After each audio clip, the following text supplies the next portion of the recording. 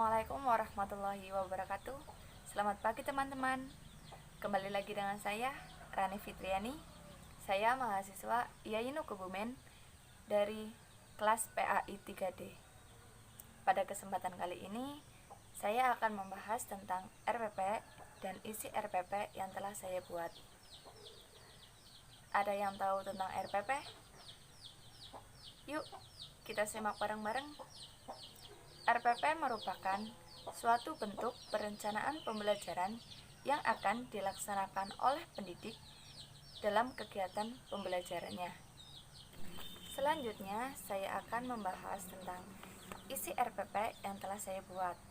Di sini saya mengambil satuan pendidikan dari MTS Pondok Pesantren Al-Ihsan Cenderawasih Ayah, mata pelajaran Akidah Akhlak, kelas 9 semester 1, materi pokok iman kepada qada dan qadar, alokasi waktu 1 kali 45 menit.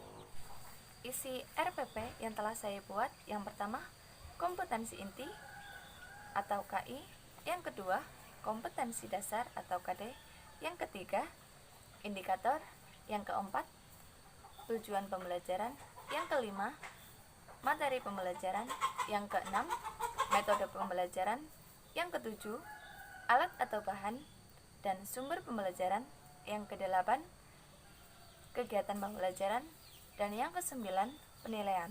Yang pertama, kompetensi inti atau KI. KI pertama mengamalkan ajaran agama yang telah dianutnya. KI kedua menunjukkan sifat jujur, disiplin, dan tanggung jawab dalam berinteraksi secara aktif dalam lingkungan sosial. KI ketiga memahami dan menerapkan pengetahuan dengan rasa ingin tahu tentang ilmu pengetahuan. KI keempat mengolah dan mengkaji pengembangan yang dipelajari secara mandiri dan mampu menggunakan metode sesuai dengan kaidah keilmuan. Yang kedua, kompetensi dasar. 1.1 meyakini adanya qada dan qadar. 2.1 memahami bukti kebenaran adanya qada dan qadar. 3.1 memahami ciri-ciri perilaku yang menunjukkan adanya qada dan qadar. 4.1 memahami bentuk dan hikmah adanya qada dan qadar. 5.1 memahami perilaku yang mencerminkan adanya qada dan qadar. 6.1 memahami sifat positif adanya qada dan qadar. Yang ketiga, indikator. 3.1.1 menunjukkan pengertian qada dan qadar.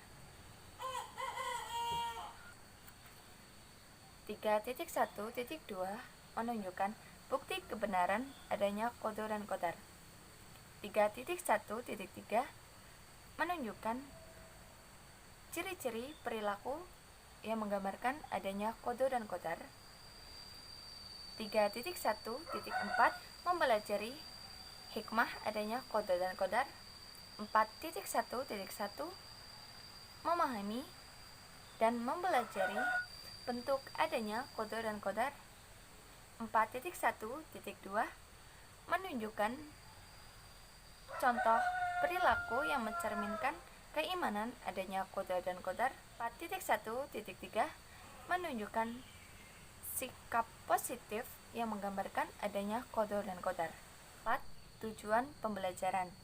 Yang pertama, melalui peta konsep, peserta didik dapat mengetahui pengertian qada dan qadar, bukti kebenaran adanya qada dan qadar, contoh peristiwa yang berhubungan dengan qada dan qadar, bentuk qada dan qadar, hikmah mempelajari qada dan qadar, perilaku yang mencerminkan keilmuan qada dan qadar, dan sikap positif mempelajari qada dan qadar.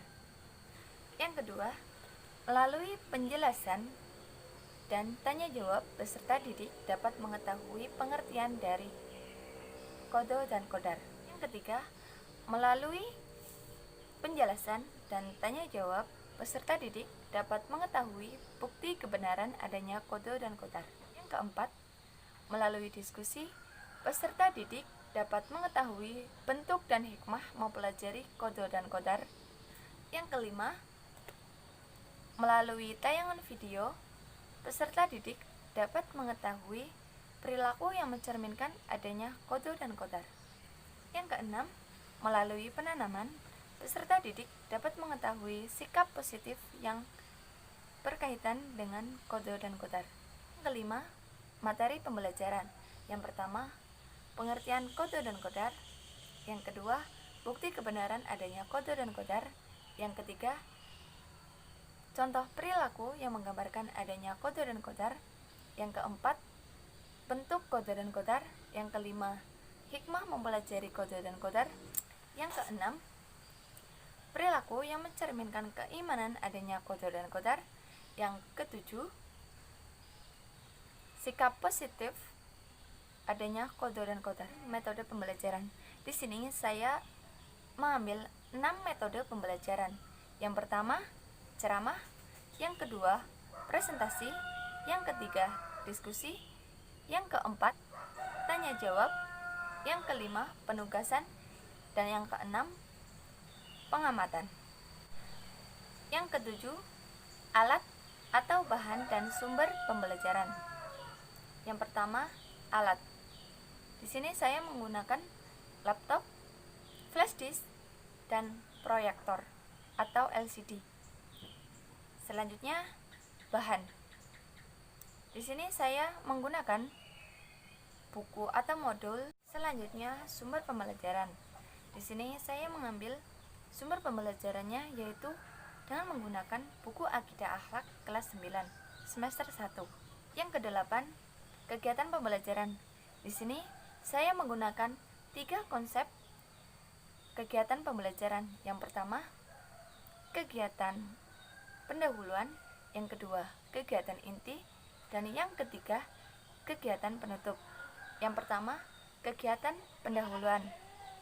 Di sini, guru melakukan salam, berdoa, dan mengabsensi peserta didik. Selanjutnya, kegiatan inti. Yang pertama, guru memberikan materi tentang apa yang akan diajarkan. Yang kedua, guru membagi beberapa kelompok terhadap peserta didik. Yang ketiga, siswa mengamati metode pembelajaran. 4. Guru mengajak siswa untuk berdiskusi. Yang kelima, siswa maju ke depan untuk melakukan presentasi. Yang ketiga, kegiatan penutup.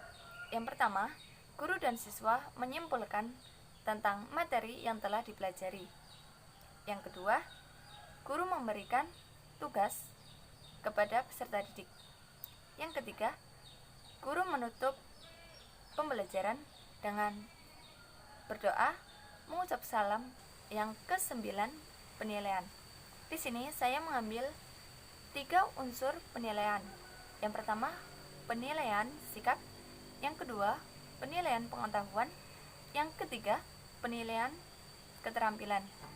Penilaian sikap meliputi pengamatan guru terhadap peserta didik ketika di dalam kelas maupun di luar kelas.